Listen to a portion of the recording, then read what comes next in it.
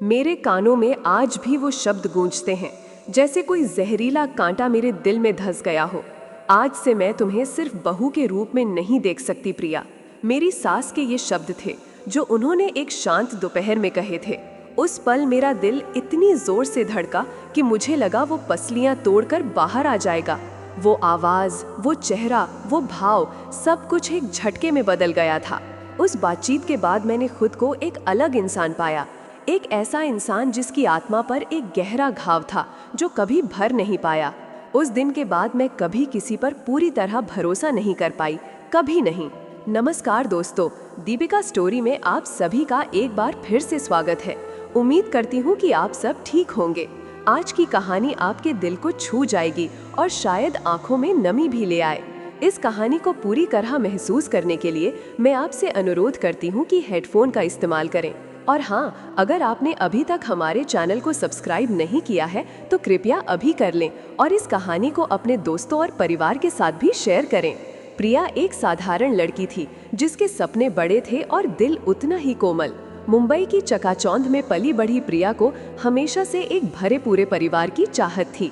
वो अपने माता पिता की इकलौती संतान थी और बचपन से ही उसने संयुक्त परिवार के किस्से कहानियों में सुने थे। जब उसकी मुलाकात राहुल से हुई तो उसे लगा जैसे उसके सारे सपने सच होने वाले हैं। राहुल दिल्ली के एक प्रतिष्ठित परिवार से था, दिखने में आकर्षक, स्वभाव से विनम्र और दिल का बहुत साफ। उसकी आंखों में प्रिया ने जो अपनापन देखा वो उसे किसी और में नहीं मिला था। उनकी सगाई हुई और कुछ ही महीनों में शादी की शहनाइयां भी बज उठीं। शादी के बाद प्रिया मुंबई से दिल्ली आ गई, राहुल के बड़े से घर में जहां उसकी सास सुषमा शर्मा और ससुर रहते थे। प्रिया ने बचपन से सुना था कि सास बहू का रिश्ता बहुत जटिल होता है, लेकिन सुषमा जी ने उसे पहले ही दिन से इतना प्यार दिया कि प्रिया की सारी शंकाएं दूर हो गईं। सुषमा जी का व्यवहार प्रिया के प्रति इतना स्नेहपूर्ण था कि प्रिया को कभी लगा ही नहीं कि वो अपने घर से दूर है। वो प्रिया को अपनी बेटी की तरह मानती थीं, हर छोटी बड़ी बात में उसका साथ देती थीं और राहुल के सामने भी उसकी तारीफों के पुल बांधती थीं। प्रिया ने अपने जीवन में इतनी आत्मीयता कभी महसूस नहीं की थी। उसकी खुद की माँ थोड़ी सख्त थी और उन्होंने कभी इतना खुलापन नहीं दिखाया था। सुषमा जी के प्यार ने प्रिया के दिल में एक खाली जगह भर दी थी। वो उन्हें अपनी माँ से भी ज्यादा समझने लगी थी, उनसे हर बात शेयर करती थी, अपनी छोटी छोटी खुशियाँ और परेशानियाँ भी। राहुल भी ये देखकर बहुत खुश था कि उसकी माँ और पत्नी के बीच इतना अच्छा रिश्ता है। वो अक्सर प्रिया से कहता, माँ को तुम बहुत पसंद हो प्रिया, मैंने कभी नहीं सोचा था कि माँ किसी को इतनी जल्दी अपना लेंगी। प्रिया ये सुनकर और भी ज्यादा खुश हो जाती थी। उसे लगता था कि उसे न सिर्फ एक अच्छा पति मिला है बल्कि एक ऐसी सास भी मिली है जो उसे माँ का प्यार दे रही है। उनके जीवन में सब कुछ एक खूबसूरत कविता की तरह चल रहा था। राहुल अपनी आईटी कंपनी में काम करता था, कभी कभी उसे बैंगलोर या कोलकाता भी जाना पड़ता था प्रोजेक्ट के सिलसिले में, लेकिन वो हमेशा प्रिया को समय देता था। प्रिया ने अपनी पढ़ाई पूरी कर ली थी और अब वो अपनी कला के शौक को आगे बढ़ाना चाहती थी। उसने सुषमा जी से इस बारे में बात की कि वो एक आर्ट गैलरी में इंटर्नशिप करना चाहती है। सुषमा जी ने उसे तुरंत अनुमति दे दी। बेटा, तुम्हें जो करना है करो, अपने सपनों को कभी मत मारो, मैं हूं ना घर संभालने के लिए। सुषमा जी के इस प्रोत्साहन ने प्रिया को और भी ज्यादा प्रभावित किया। उसे लगा कि वो कितनी भाग्यशाली है कि उसे ऐसी सास मिली है जो उसे आगे बढ़ने के लिए प्रेरित करती है। प्रिया ने इंटर्नशिप शुरू कर दी और धीरे धीरे अपने काम में भी निपुण होने लगी। वो घर और काम दोनों को बखूबी संभाल रही थी। राहुल भी उस पर गर्व करता था। लेकिन धीरे धीरे प्रिया को कुछ अजीब लगने लगा। सुषमा जी का प्यार जो पहले उसे बहुत सुखद लगता था, अब कभी कभी थोड़ा दम घोंटू लगने लगा था। वो प्रिया की हर बात में शामिल होती थीं। प्रिया अगर अपनी दोस्त से फोन पर बात करती तो सुषमा जी पास आकर बैठ जाती और पूछने लगती कि क्या बात हो रही है। अगर प्रिया अपनी माँ से बात करती तो सुषमा जी पूछती कि उन्होंने क्या कहा। शुरुआत में प्रिया को लगा कि ये उनका प्यार है, लेकिन धीरे धीरे उसे महसूस होने लगा कि ये एक तरह की निगरानी है। सुषमा जी उसे अपनी माँ के घर जाने से भी थोड़ा हतोत्साहित करती थीं। अभी तो शादी को ज्यादा समय नहीं हुआ प्रिया, बार बार मायके जाना ठीक नहीं लगता, लोग क्या कहेंगे। प्रिया को ये बातें अजीब लगती थीं क्योंकि राहुल को इससे कोई समस्या नहीं थी। एक बार प्रिया की बचपन की सहेली स्नेहा जो मुंबई से दिल्ली आई हुई थी, उससे मिलने उसके घर आई। प्रिया बहुत खुश थी। स्नेहा और प्रिया कई सालों बाद मिल रहे थे। दोनों घंटों बातें करती रहीं, हंसी मजाक करती रहीं, लेकिन सुषमा जी बार बार आकर उन्हें टोकती रहीं। कभी चाय का पूछती, कभी नाश्ते का, और फिर वहीं बैठकर उनकी बातें सुनने लगती। प्रिया को अजीब लगा, लेकिन उसने कुछ नहीं कहा। जब स्नेहा जाने लगी तो सुषमा जी ने प्रिया से कहा, प्रिया, तुम्हारी दोस्त बहुत मॉडर्न है, ऐसे कपड़े पहनती है, ऐसे बात करती है, मुझे ज्यादा पसंद नहीं आई। तुम ऐसी लड़कियों से थोड़ा दूर ही रहो तो अच्छा है। प्रिया को ये सुनकर बहुत धक्का लगा। उसने कभी नहीं सोचा था कि सुषमा जी ऐसा कुछ कहेंगी। उसने साहस करके कहा, माँ, स्नेहा मेरी बहुत अच्छी दोस्त है, वो जैसी भी है मुझे पसंद है। सुषमा जी ने एक अजीब सी मुस्कान के साथ कहा, ठीक है बेटा, जैसा तुम्हें ठीक लगे। धीरे धीरे प्रिया ने देखा कि सुषमा जी राहुल के सामने उसकी छोटी छोटी गलतियां बताने लगी थी। राहुल, प्रिया ने आज खाने में नमक कम डाला था, या राहुल, प्रिया ने आज तुम्हारी शर्ट सही जगह नहीं रखी थी। राहुल अक्सर इन बातों को हंसी में उड़ा देता, लेकिन प्रिया को बुरा लगता। उसे लगता था कि सुषमा जी जानबूझकर ऐसा कर रही हैं। एक शाम प्रिया और राहुल बालकनी में बैठे बातें कर रहे थे। राहुल ने प्रिया का हाथ पकड़ा हुआ था और वे अपने भविष्य के सपनों की बात कर रहे थे। अचानक सुषमा जी वहां आ गईं। राहुल, तुम यहाँ क्या कर रहे हो? तुम्हें पता है कि तुम्हें आज अपनी बुआ से बात करनी थी। तुम प्रिया के साथ बैठकर बस बातें ही करते रहते हो। राहुल ने कहा, माँ, मैं बाद में बात कर लूंगा, अभी हम बस। लेकिन सुषमा जी ने उसे बीच में ही टोक दिया। तुम्हें पता है कि मैं तुम्हारे लिए कितना सोचती हूँ, और तुम हो कि अपनी पत्नी के साथ बैठकर समय बर्बाद कर रहे हो। प्रिया को महसूस हुआ कि सुषमा जी को उन दोनों का एक साथ समय बिताना पसंद नहीं आ रहा था। प्रिया का दिल धीरे धीरे भारी होता जा रहा था। उसे समझ नहीं आ रहा था कि सुषमा जी का ये व्यवहार क्यों बदल रहा है, या क्या ये उनका असली रूप था जो अब सामने आ रहा था। वो राहुल से बात करना चाहती थी, लेकिन उसे डर था कि राहुल अपनी माँ की बात पर विश्वास नहीं करेगा या उसे गलत समझेगा। उसने कई बार कोशिश की, लेकिन हर बार बात बीच में ही अटक जाती थी। राहुल कहता, प्रिया, तुम माँ को गलत समझ रही हो, वो तो बस प्यार से बोलती हैं। एक दिन राहुल को एक जरूरी प्रोजेक्ट के लिए कोलकाता जाना पड़ा। उसे एक हफ्ते के लिए वहां रहना था। प्रिया घर में अकेली थी, बस सुषमा जी और ससुर जी थे। उस शाम प्रिया अपने कमरे में थी जब उसने सुषमा जी और ससुर जी की बातें सुनी। ससुर जी कह रहे थे, सुषमा, तुम ये क्या कर रही हो? प्रिया के साथ तुम्हारा व्यवहार ठीक नहीं है। तुम जानबूझकर उसे राहुल से दूर कर रही हो। सुषमा जी की आवाज थोड़ी तेज हो गई। आप चुप रहिए। आप क्या समझते हैं? राहुल सिर्फ मेरा बेटा है, सिर्फ मेरा। ये लड़की उसे मुझसे छीनने आई है।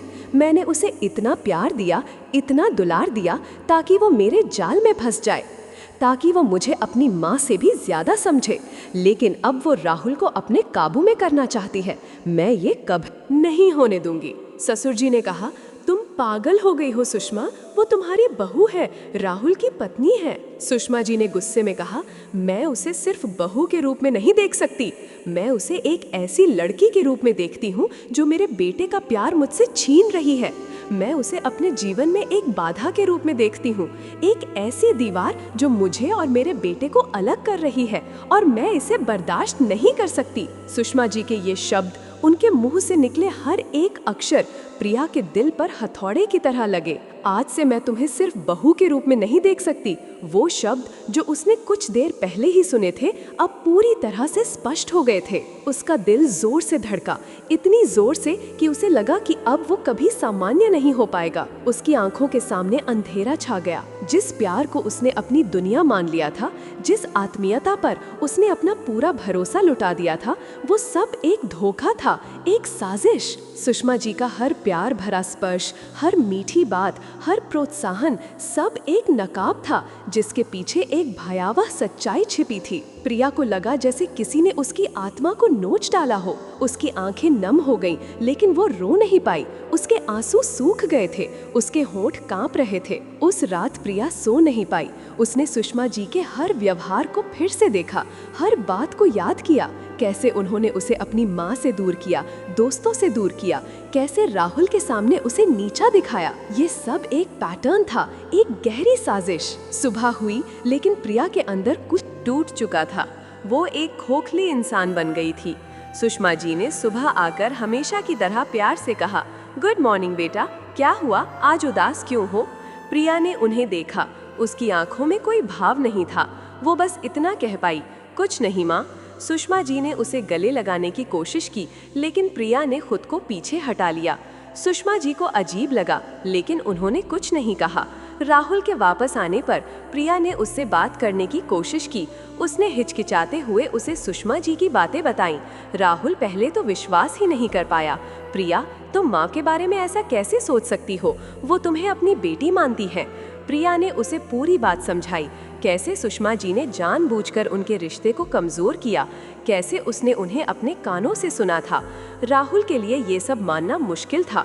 वो अपनी माँ को बहुत प्यार करता था और उनकी हर बात पर विश्वास करता था। प्रिया को लगा कि राहुल भी उस पर विश्वास नहीं कर रहा है। उसकी उम्मीदों का आखिरी धागा भी टूट गया। वो घर में अकेली पड़ गई थी, एक ऐसी दुनिया में जहां उसे कोई समझने वाला नहीं था। धीरे धीरे राहुल ने भी सुषमा जी के व्यवहार में बदलाव महसूस करना शुरू किया। प्रिया की बातों ने उसके मन में बीज बो दिए थे। एक दिन राहुल ने सुषमा जी को प्रिया के बारे में कुछ ऐसी बातें कहते हुए सुना जो उन्होंने प्रिया के सामने कभी नहीं कही थी। उन्होंने प्रिया को मतलबी और चालाक कहा था। राहुल को बहुत धक्का लगा। उसने अपनी माँ से पूछा, माँ, आप प्रिया के बारे में ऐसा क्यों सोचती हो? आप तो उसे इतना प्यार करती हो। सुषमा जी ने पहले तो बात टालने की कोशिश की, लेकिन जब राहुल ने जोर दिया तो उन्होंने अपनी सारी भड़ास निकाल दी। हाँ, मैं उसे पसंद नहीं करती, वो तुम्हें मुझसे दूर कर रही है। तुम मेरे हो राहुल, सिर्फ मेरे। मैं तुम्हें किसी और के साथ नहीं देख सकती। राहुल को अपनी माँ के अंदर एक ऐसा इंसान दिखा जिसे उसने कभी देखा नहीं था। ये प्यार नहीं, जुनून था। ये ममता नहीं, एक गहरी असुरक्षा थी। उसे अपनी गलती का एहसास हुआ कि उसने प्रिया की बात पर विश्वास नहीं किया था। वो प्रिया के पास गया, उसकी आंखों में आंसू थे। उसने प्रिया से माफ़ी मांगी। प्रिया, मुझे माफ़ कर दो, मैं तुम्हारी बात पर विश्वास नहीं कर पाया, मैं अंधा था। प्रिया ने उसे गले लगा लिया, लेकिन उसके अंदर का घाव अभी भी गहरा था। राहुल ने फैसला किया कि वो और प्रिया अब इस घर में नहीं रहेंगे। उन्होंने दिल्ली छोड़कर बैंगलोर जाने का फैसला किया, जहां राहुल को एक नई नौकरी मिली थी। प्रिया और राहुल ने एक नई शुरुआत की। बैंगलोर के एक शांत इलाके में अपना छोटा सा घर बनाया। उनका रिश्ता पहले से ज्यादा मजबूत हुआ, क्योंकि अब वे हर बात एक दूसरे से खुलकर कहते थे। राहुल ने प्रिया का विश्वास वापस जीतने के लिए हर संभव कोशिश की और धीरे धीरे प्रिया भी उस पर फिर से भरोसा करने लगी। लेकिन सुषमा जी के उन शब्दों का और उस धोखे का असर प्रिया के दिल पर हमेशा के लिए रह गया। उसने सीखा कि जो लोग सबसे ज्यादा प्यार का ढोंग करते हैं, वे ही सबसे ज्यादा नुकसान पहुंचा सकते हैं। उस दिन के बाद प्रिया ने हर रिश्ते को एक नई नजरों से देखना शुरू किया। वो हर बात को गहराई से समझने लगी, लोगों के पीछे के इरादों को पहचानने की कोशिश करने लगी। उसने कभी किसी पर पूरी तरह से भरोसा नहीं किया, कभी नहीं। उसके अंदर की वो मासूमियत, वो खुलापन हमेशा के लिए कहीं खो गया था। वो एक मजबूत इंसान बन गई थी, लेकिन उस मजबूती की कीमत उसके दिल की कोमलता और अटूट विश्वास थी। दोस्तों, कैसी लगी आपको आज की ये कहानी? मुझे पता है कि ये थोड़ी दर्दनाक थी, लेकिन कभी कभी सच कड़वा होता है। इस कहानी के बारे में आपके क्या विचार हैं, हमें कमेंट्स में ज़रूर बताएं। क्या आपने कभी ऐसे रिश्तों का अनुभव किया है जहां प्यार के पीछे कुछ और ही छिपा हो? अपनी राय हमारे साथ शेयर करें। अगर आपको ये कहानी पसंद आई हो तो कृपया इस वीडियो को लाइक करें और दीपिका स्टोरी चैनल को सब्सक्राइब करना ना भूलें। हम जल्द ही एक नई और भावुक कहानी के साथ वापस आएंगे। तब तक के लिए अपना ख्याल रखें और हमेशा मुस्कुराते रहें। नमस्कार।